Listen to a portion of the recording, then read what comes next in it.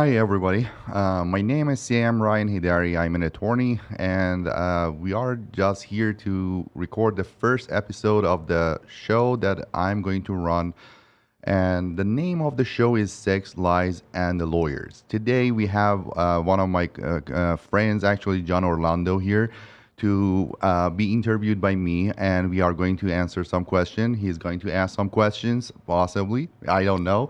So let's start with John, okay? So, John, can you please introduce yourself for the audience? Yeah, but wait, I'm confused. You just said this is your first episode. You just did that opening like a seasoned pro. What is going on here, Sam? Nothing You sandbagged special. me. You lied to me. You've done this before. No, I have done it in the court in the opening and closing statements, but I never done it as a podcast, and I don't know how it's going to look like. But today, It's let's good. see how it goes. Do you get nervous when you're in front of a jury? Yes, Really? everyone should get nervous, actually, because you're dealing with the clients. There's a lot on the actually. line, A lot on the right? line, exactly. That's it. Wow, and so before we started rolling, I was asking you, are you ever the prosecutor, or are you always on the defense side? But you're always on the prosecuting side. Yes, we are on the plaintiff side because Right, I okay. don't do criminal law, actually, in practice. We know about the criminal, actually, Right. and the procedure, but most of my practice is based in plaintiff side, and we sue people that we believe that they did some intentional or negligent wrongdoing and caused some damages, property, or injuries to the person. And we sue on behalf of the victim of that negligent or intentional tort or intentional act of that person. That's Which the is- thing we do. Which is usually like personal injury stuff. Personal injury, employment law, that the employees that was injured or just not Sexual injured, harassment, sexual that type- harassment. Yes, Got it. exactly. Those But kind that- of cases. Sexual There are some harassment. claims. Sexual harassment can cross over into criminal though too, can't it? Or no? Yes, they can in some instances, and there are police report, and it makes it easier to prove actually the civil part of it if there is any results in any convictions. Got it. Right. So you're on the civil side of a criminal case sometimes. Exactly. Got Yes, yeah. If there is a criminal conduct and it was to that level of the criminal intent and it's a conviction, it makes it so much easier for us as a civil lawyers to sue that person. Got it. And Which could, because the liability is established by that. right. That would also like include even like wrongful death or Yes, something. wrongful death as a result of the DUI, for example, on the Okay. streets. If someone is convicted of the DUI and resulted in the death of my client, unfortunately, that points that it makes it that the liability is clear. Right. Yes. When you see headlines in the news for cases that would be like right up your alley, do you try to reach out to people? Like if you saw like on the news tonight, a drunk driver, hits a kid crossing the street or something, do you try to go get those clients, or is that kind of like is that frowned upon? Let me tell you something that is a very, I'm passionate about it, okay? It's a hit and run cases because I believe that no one should be a victim of the hit and run, and someone who gets involved in an accident, they should not leave the scene because it causes a danger to the person that is severely injured. Yes, possibly Right. that life could be saved, but if they would have stopped and called 911. Those kind of cases are bizarre cases that unfortunately we see a lot of them in Las Vegas because people are drunk, or they are in California as well, different cities. Actually, you see it.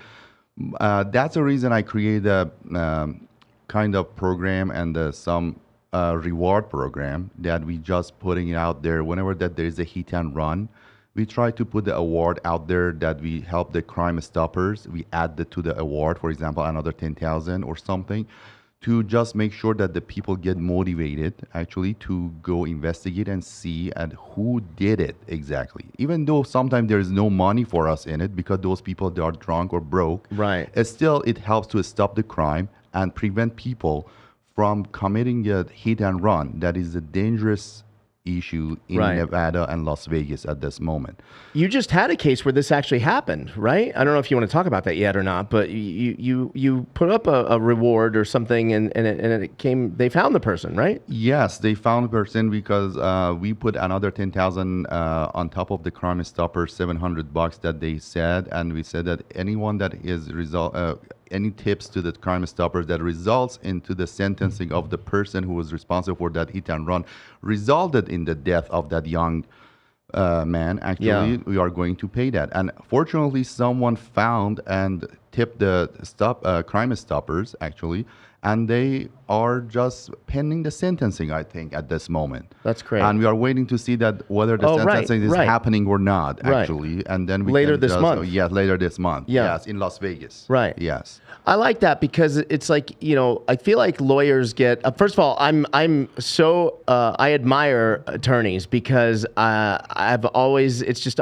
been obsessed with like criminal cases and court cases, and the kind of TV shows or movies I like, or like trial, you know, all that kind of, you know, all that drama, like courtroom drama. I love that stuff.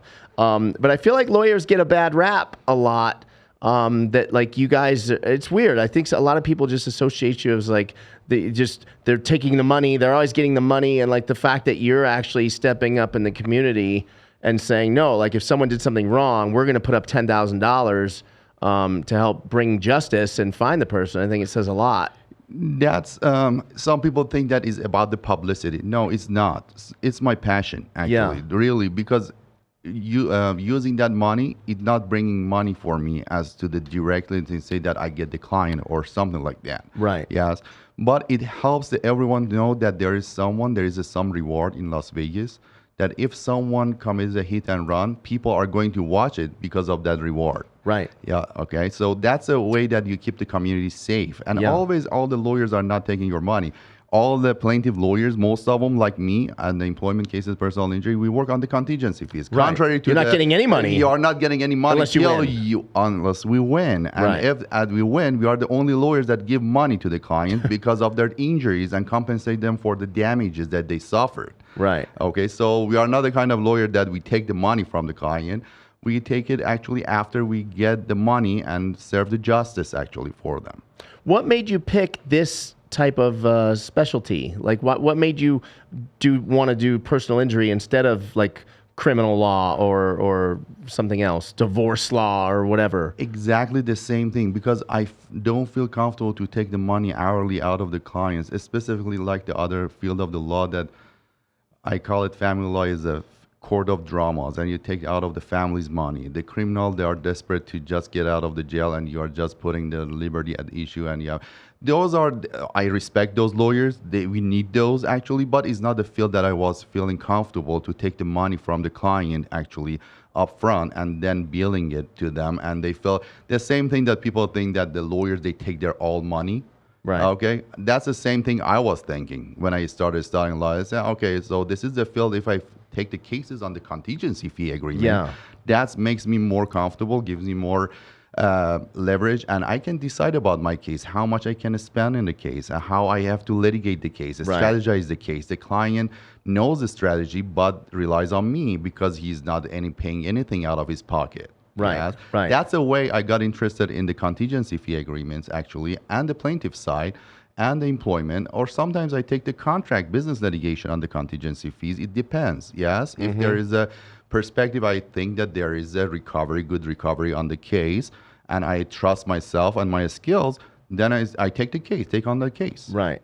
Is it rewarding to feel like you're always on the right side of the argument also, right? Because you're defending the victim, so to speak, right? So that makes you feel better. The good thing about the plaintiff side, you can reject your case. And always, if you don't feel comfortable with the case, okay, and you don't feel that there is any justice going to be served by getting some money or compensation for your client, you can reject it. Yes. Right. Yeah. And I don't waste my time on something that is not the justice and is not going to result any compensation for my client or myself. Yeah. So this kind of field of law is more hands on deck actually for the plaintiff. You have to review the case. You're not just coming someone to your office and put the money, say retainer $10,000 and say defend me. Right. Yes, about this, and I take the money and just bill them for $10,000 and ask for another $10,000 or $20,000 or $100,000.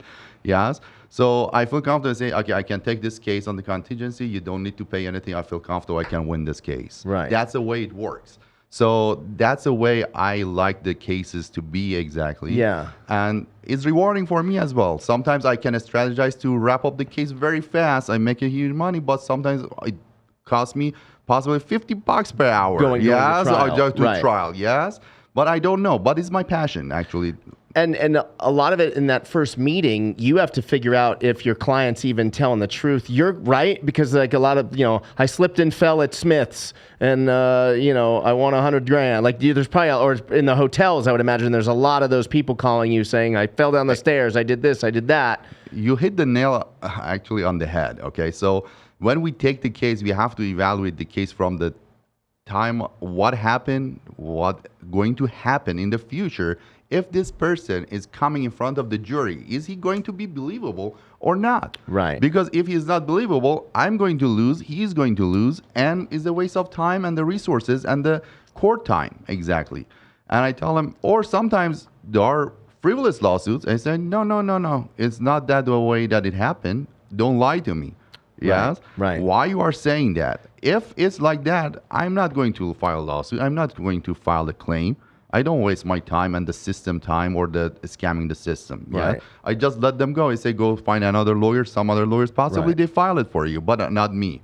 And the court frowns upon people that do take those kind of cases, right? Like if you have a history of taking like questionable cases, does it get around like to the judges? Like, oh, here's Sam. He's always Not got to one of the these. judges, Okay. but it gets to the jury. Yes, it depends on the Got it. last stage of the trial. Actually, what the jury is going to be able to see, and the judge decides whether the prior lawsuits they were the prior related to the same issues that he's claiming right now in this lawsuit. Yes, definitely it comes in. Yes, Right. but if there are not issues related to the prior, no, it doesn't come in. But most of the time it comes in, and it depends on the judge. And it's your luck. And that's the reason it's called a jury trial. It's a 50-50. Even the best Right. trial is still, there's a possibility of losing it. You Right. don't know what's going to happen and how the jury is going to perceive the issues actually at Yeah. the very end. And they like or dislike your client. Right. That at the first session, you have to evaluate. That's the reason some clients, some of the lawyers, they don't meet their clients or they just don't ask questions. They just sign them up and say, oh, it's a good case. That's wrong. Right. That's wrong. You have to evaluate the client and ask the precise question, surgical question to see that this client is telling the truth. Right. And then you go forward and spend your time and the money on that specific client. And the goal is always try to settle, right? Most of the time, or does it just case by case? Our goal in my law firm is you get ready for trial. Some Okay. law firms, they go for the settlements. No, I'm going for the fair compensation. Whenever that I see that my client is fairly compensated for the damages and the injuries, and he's consenting or she's consenting to it, that point, yeah, we settle. It can be after the jury opening, before the opening of the statements to the jury. It can be the second day of the filing the claim. At any point. At any point, you can just sell the case, yes? But the goal is not the settlement. The goal is to get the proper and the just damages and the injuries Right. compensation for your clients. And it can happen at any stage. Sometimes you just sell it within 2 days because the person doesn't have any asset, doesn't Right. have any insurance or anything else. And we comply, we get all the information and we tell the client, unfortunately, you're severely injured, possibly the value of your case, $2 million. But there is nothing here to go after because they can file a bankruptcy and they just go away. Yeah. Yes? And even you cannot get your minimum compensation that here it is. I don't want to take your money. Even sometimes we give a discount on those cases that they are severely injured. Say we didn't do too much. Okay, we reduce our percentage and say just get this money and spend it. Well, spend it on something else that you can use. Yeah. Yes. So that's the thing. That's interesting. Yeah. There are a lot of moving factors, actually, Right. moving parts. I was exposed thrown into a case against my dad actually in 1998. You know, my dad's the singer Tony Orlando. Oh, yeah. I And know. in I think 97 or 98. So this is like basically pre-internet. I mean, the internet had just Before was just starting .coms, becoming actually. a thing, you know? Yeah.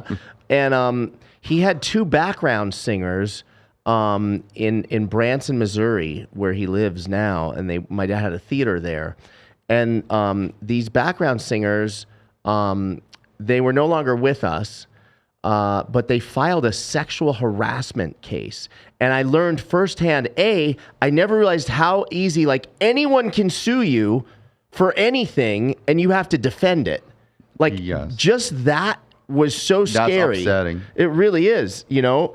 And they filed this sexual harassment thing, and it wasn't until we basically went through the depositions. So the headlines was Tony Orlando sued for sexual harassment from two background singers. And everywhere that there are some catchy. Luckily, there was no TMZ yet, but it still hit the papers. The papers, tabloids. Actually. Yeah, and it even hit like Jay Leno's monologue and like stuff like that. You know, it was like, oh man, this sucks. You know.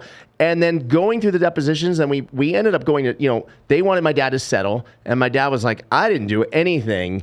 I'm not settling. My dad was like, because in his brain, and I agree, settling when you're high profile means you're guilty. You're guilty, yeah. Right? It makes the impression. It doesn't mean anything because in the documents say it's not the admission of fault. Right. But who cares? People, public opinion. Oh, you paid money, yeah. Right. So he was like, we're going to trial. And so we went to trial, and I was in every single like strategy meeting of laying out the defense, and plus I knew, you know, I worked for him at the time, so I knew everyone involved, and you know I had a pretty intricate role in the company. I knew the facts. What exactly happened. There's no way he did anything. And so through the trial, it really came out that it really wasn't sexual harassment. Really, it was a discrimination case, and what they were claiming was there was a male background singer as well, and they were claiming that the male got more stage time than they did because they were female. Like they never said like he touched them or he said anything inappropriate or sexual, but they filed it as sexual harassment for the newspapers. Possibly at that time the laws was not, or that the state was not favorable. Possibly. As to the, discrimination. Discrimination based on the race and the gender or something at that time. I'm not know, but I have to do research. Possibly the state law or something was not, or the federal law was not that much favorable. They filed it under sexual harassment issues. And it was like sticking it to him. Yes. And like I remember on because laws developed actually after 2000 or in 2000, actually mostly in this field of the sexual harassment and versus the disparity in income based on the gender. Some states enacted a lot of statutes or the federal executive orders and other stuff that is going to come into the play after that. At that time, I don't know the law. That's the reason I can't comment on that part. Yeah. But it was really interesting because I want to say, like, it's, you know, this is a long time ago, so I might have my facts wrong on timing, but I want to say on the day 3 or 4 of the trial, the judge actually said to would be the prosecutor, right? To their team, to the prosecutor said, the plaintiff side. Okay, he was like, counsel, I'm still trying to figure out why we're here. He actually said that, meaning like, you have nothing on this man. Like, what is going on? And then it ended up going to a jury, and it came back not guilty, like fast, like 30 minutes. No liability for your dad. Nothing, no. That's and good. then, So his name came clear, actually. So that's good. Yeah. That's the thing. Sometimes the lawsuits are not about only the money. Yeah. Right. Defending it is your name. Also your name, actually, and your reputation. Yeah. Because everyone can bring a lawsuit in the United States, and it's a right to access the court. Yes. Right. No one can infringe upon that by saying, oh, don't have the right to file a lawsuit. If you think that something wrongdoing has been done to you, you have a recourse. You have to go to the court if you cannot resolve it outside the court. Yeah. Yeah. So that's a good thing. That's a principle of our founding fathers, actually, that the put say you can go to court easily, ask for justice. Right. Yes?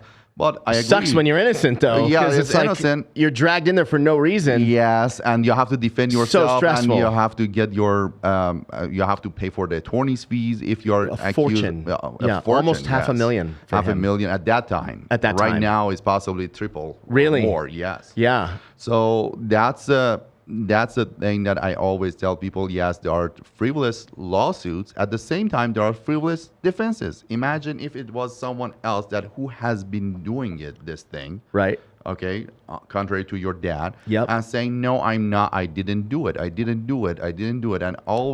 goes to the jury and is proven that he did it based on this pattern. Yes? Yep. So that's a frivolous defense. Yeah. Yes? Yeah. He could just mitigate his damages or reduce his damage by accepting, just saying, not accepting or selling it at Right. the beginning. Yes. Right. So Right. there are frivolous claims, and the frivolous defenses as Right. well. People in yes, denial. They're just in exactly. denial. In the personal injury, we have the same issues. We say right. this 32 years old got the surgery fusion or something in the back as a result of the rear end and no prior history of the thing. Yeah. And the defense comes up and say, oh, he had the pre-existing issues at the age 32 required the fusion 3 level. Yeah. And the major rear end. Yes? Yeah. Do you think that is not the frivolous defense? Why you are not saying, yeah, it was caused by this? Yes. Right. Then I have to go to court. I have to go to trial and ask the jury, hey, you see how frivolously they are defending this case. Yeah. And they will figure it out. Juries are smart. They are the people of the lay people, but they are smart, our people. Right. Yes. Right. And they can come to the bottom of it and say, yeah, this is a BS. Okay. Yeah. You are going to win. And they give you millions, 2 million, 3 million, 4 million. It depends. Or nothing if it's a really frivolous claim. Right. So the jury is necessary and access to the court is necessary for everyone. Yeah. So that's a good thing, but So- always there is abuse. So Yeah. let me ask you this. So, well, actually, I'll ask. Well, all right, I'll ask that now.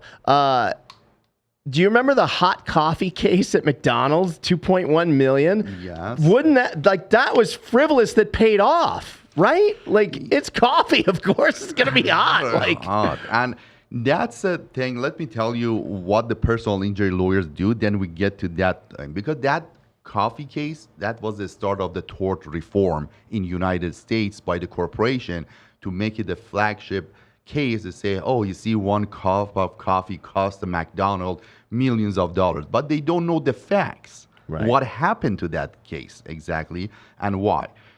In the United States, there is no regulation as to how the business they conduct their businesses, contrary to the other countries. It's an adversarial system. It means that the lawyers are the people that are going to monitor the productions and the rules and create rules for the standard of the industries, actually. okay. So if the lawyers are not motivated to get the contingency fee and the correct, like the Ford Pinto case, the famous one, yes? Yeah. The Ford Pinto, actually, after that accident, gas tank, the gas right? tank, that Yeah. it was huge. Right. Actually, do you remember? Yeah. It was a long time ago. They changed their manufacturing, yes? They changed the standards. They come up with the higher standard of the production, yes? Right. Because of what? Because they're going to cost the businesses money if they ignore or negligent or grossly negligent as to design or something that is a standard of industry and they omit it from the production. Yeah.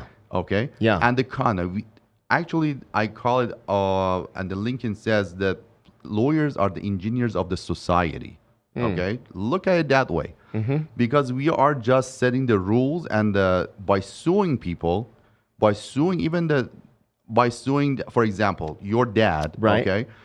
Possibly the other people look at it and say, hey, if with this person that who did nothing got sued like this Yeah. and spend a fortune to defend it, Yeah. yes, Yeah. what happens if someone sues against us and we really did it? What we have to do? Right. Yeah. It's an alert, it's an alarm to them. It's a boom, boom, boom, be careful, it's coming, yes? Right. And the people, they change their behavior. The manufacturer changed their manufacturing line because they see that there are some lawyers that are out there that are going after them. Right. So it's an adversarial system. It means that the lawyers, they enforce the laws, not the government.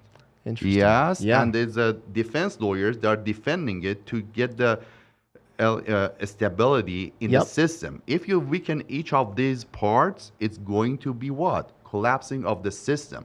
And that Tort Reform Act that started after that McDonald case Right. is trying to blame everything on the frivolous lawsuit. Right. But you cannot just do that because there are frivolous defenses as well. Sure. And everyone thinks, oh, yeah. But no, after that, McDonald's reduced the temperature and still the Starbucks is reduced the temperature of the coffee or put the extra hot or make it a double cup or a Right. special cup for the extra hot stuff. Yes? Yeah. So it changed something. Yes? Yeah. You achieved something as a lawyer. Yes? Yeah, Even yeah. though they are putting as a flagship and put it on the top of the pole and say how it cost $1 million of fortune for the McDonald's for selling what coffee? No, that's not the thing that you look at. Okay? Yeah. That's what the change that came to the industry after that is important. And all those cases you have to look at, not the fender bender, small bumpers, manufacturing cases, medical malpractice cases, those kind of cases that it keeps people in the line. Even the lawyers suing the lawyers for the legal malpractice. Oh, There are some people that out there, if I make a mistake, they go sue you. right. That's not a bad thing. There are frivolous lawsuits? Yes, of course. That the lawyers suing the other lawyers? Yes. Lawyers suing the doctors frivolously? Yes. Yeah? Yeah. But it's good because everyone is vigilant and they're careful. They look over their shoulder before doing anything. Because there are some lawyers out there, take the case on the contingency fee, Right. and if it's a legit, they go all the way and destroy you. Right. Yes, Yeah. and it's better when you just open up someone as a doctor to pay attention to the protocol and the standards and double check everything, not take it easy. Right. So they get out in front of Don't it. get high and get at the surgery. Don't get enough sleep before doing the Don't surgery. try to pilot your plane drunk, right? Exactly. Yeah. The same thing about the lawyer. Lawyer gets sued. Yeah. Of course. It's a lawyer's. That's a system of America. It's a beauty of our legal system. That's Yeah. adversarial, and you can sue, and everyone should anticipate to get sued. Right. But is it fair? I don't know. That's something that the audiences can comment on it, or Yeah. you can comment on it Yeah. if you have. But legal wise and the structural wise of the society, I'm telling you, that's the way we dealt with it. And anything that it weakens each side of the defense or the plaintiff side is going to destroy the system and not protecting the consumer, the people that are ultimately benefiting from it. Yes. Yeah. If we sue the insurance company for not paying on the fire claim, yes, or discriminating based on the national origin of the person to adjust the claim, yes, it's going to ultimately benefit everyone, yes, Yeah. because the insurance is now on notice. Oh, there are some people now know about it. They change their practices. So all the lawsuits should not be looked with the one eye say, oh, they are frivolous. Yes, yeah, they are frivolous lawsuits. Yeah. Yeah. Going through that whole process with my dad, first time I'd ever been involved in anything like that. And so I got deposed for like 5 hours. Oh my God. I'm innocent. I did nothing. In the hot seat, yes. It is so stressful getting deposed, even by your own team. It's Yes. just, but when you get to the other side and then they take a crack at you, every little word, you have to pick and choose your words. They Exactly. try to trip you up. They ask you the same question 3 or 4 different times. And any discrepancy, forget it. Always I tell my clients, if you tell the truth, you should Right. not get confused. Right, Yes? right. Tell me the truth first in the first session. Right. Yes? And say, oh, you don't believe me? Say, no, tell me the truth. And I want to know what happened, because that's a thing that comes to your mind at the very end when you are in the depot under the pressure or in the trial testimony, Right. because that got to stick in your mind. It's registered here. Right. Yes? Yeah. And that's the truth. You cannot make up facts. Don't make up facts Right. for me. Don't think that you have to come up with the facts always for some question. If you don't know, you don't know. Yeah. But like they did things to me, like they would ask me about my dad, and like they'd ask me like my opinion of my dad as a performer, right? So I said, oh, he's great, right? And then I answer the question, more of the question. Then they asked me later on about the male background singer. I remember this clearly. They asked me about the male background singer. I said, yeah, he's good. So then they hung up later on the difference of, well, great and good. But by the way, the male background singer is absolutely great. As a singer, he's better than my dad. But for whatever reason, when I was talking about my dad, just in conversation, on the spot, I say, yeah, he's great. When they asked me about the male singer, I go, yeah, he's good. So that they were trying to lay the foundation of like, well, you said your dad's great. The male singer's just good. That if he's just good and not great, why is he getting more stage time than the girls? And it was like, well, but that's not what I go, well, that's not what I said. Then they go, did you or did you not say he was just good?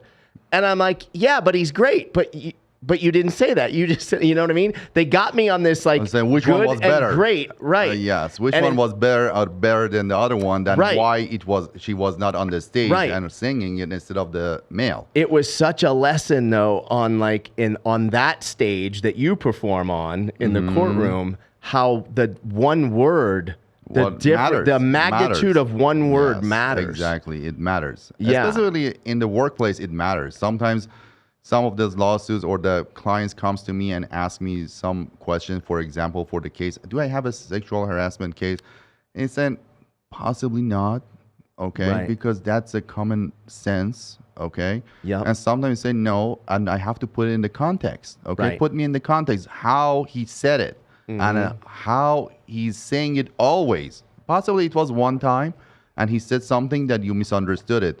Is there anyone else that if you told anyone else that they misunderstood it the same way or understand it the same way, then it's a gray area, okay? Right. It depends. Those cases, I usually so picky about them, okay? The sexual harassment cases. Yeah. Because you are playing with the life of the person on the other side at the same time. So you have to, some lawyers, they don't care. They just file a lawsuit wanna because win, they want right? to win and get some money out of the person, and the person is willing to pay, not to get actually bad reputation or his name pops up in the public record as a sexual harassment or something. Right. They do it and they sell it. It doesn't mean anyone that sells the cases, it means that they committed anything. Yes. Yeah. So, and admitted the fault. So those kind of cases, I'm so picky because it affects and hits the home actually. Because you imagine your wife or someone say this, what happened about it? That's the reason. But some of them, they're legit. I filed it right away. Yes, I see that the lady or the guy actually was abused. Exactly. Yeah. And I know verbally, sexually harassed actually. And that was a pattern of that person. And I talked to the witnesses. I see that he has been doing it to everyone. And he preys on people actually like that. Right. Yes. And then that's a justice that should come actually after filing a lawsuit. That's the thing I like. Yeah. Okay, because that's the predator. Right. Yes. Right. That should be put back in place. Okay. Yeah. It doesn't matter how much cost is going to cost me or something. That's the thing that I take on. Yeah. Really. That's fascinating. I know we're almost out of time. This flew by so quick. But before you end this one, I know you're going to talk to my buddy Evan, who was in a pretty bad car accident. Like when you see pictures of this car, it's amazing that he even survived this accident. But before you get to him for your next show, I have one last question for you. When you win a settlement, and when you win by going to trial, does it feel the same, or is it when you go to trial, it's like hitting a grand slam, It's right? a grand slam, exactly, and it's a lot of work, and it's so rewarding because you know that you were right and the other side was wrong, and the jury got it exactly. Right. The lay people, Yeah. yes, Yeah. your fellow people actually understood it that they are BSing actually all the time. During the trial. That's a pleasure that you never can exchange it, actually replace it with the settlement out of the court or something, or the before the trial. That's the thing. That pleasure is different, completely different. You have to go through it, then you understand. It's like a victory. Right. Yes. Sure. Getting the money is not a victory, but if you convince people to see the truth, that's a victory. That's for what you went me. to law school Yes, for, right? Exactly. Persuading and also telling the truth, and they just use their brain and the common sense and the life experience and say, that's it, that's right. That's the thing that I was looking for. It's a BS the other side. They write it down. That's that signature at the bottom. It's a pleasure you never can see. You cannot feel it till you go through it. Yeah, I bet. I bet. And on the other side, let me tell you, sometimes you lose. Yes, even though you put your all effort and you were right, jury gets it wrong. Right. Yes. Right. Or they don't It's like no your different client. than Or a they UFC don't like fight. your client. Yes. Sometimes a UFC fight, the guy you bet on won, but the judges, for whatever reason, had it the other way. Exactly. And yes, if you lose, that hurts a lot because it hurts my pocket, and also I feel responsible for my client. Yeah. Sure. That's the thing. And because we are expending all monies out of our own pockets, and our clients is not going to be responsible for any of them. Sometimes up to the trial, it takes $150,000 just to try the case. Not the time of the lawyer. I'm talking about the hard cash that is spent on the experts, on the depositions, on the other stuff. So that money comes out of our firm. And when it's lost, it's lost. Yes. On top of my time for 3-4 years of litigation as an attorney, or my associate's time. Right. So it's both sides. You know what I mean? But when you win, you get addicted to it. Even you don't look back at the losses. You say, okay, just move forward. It feels good.